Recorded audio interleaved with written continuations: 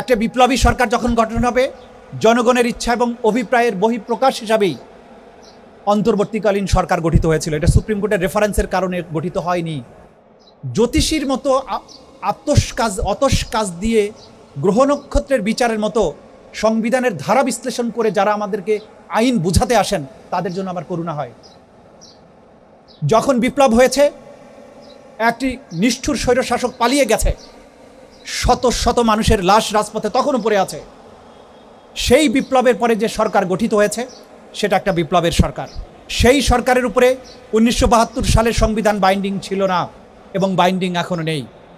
শাহাবুদ্দিন চুপ্পুকে রাষ্ট্রপতি হিসেবে রাখা হয়েছিল। কারা তাকে রাখতে বাধ্য করেছিলেন তাদের নাম প্রকাশ করতে বাধ্য করবেন না।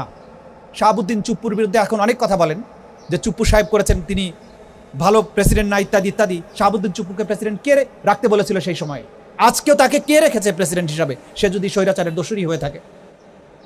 তারপরে নতুন ইন্টারিম গভর্নমেন্ট যখন হলো, সেটাকে কেন আপনাদের সরকারে যারা আছে তারাই তো এটা প্রস্তাব দিয়ে করেছিলেন যে একটা ইন্টারিম গভর্নমেন্ট হবে, আর সংবিধানের ব্যাখ্যা নিয়েছিলেন সুপ্রিম কোর্টের কাছ থেকে, প্রয়োজন ছিল না।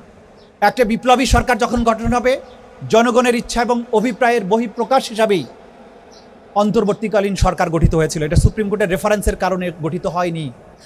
এবং এই সরকারের কাছে যেহেতু জনগণের সকল শ্রেণী পেশা, সকল রাজনৈতিক দল মতের মানুষের সমর্থন ছিল জুলাই বিপ্লবে, সেই সরকারের জন্য কোনো কনস্টিটিউশন বাধ্যকর ছিল না।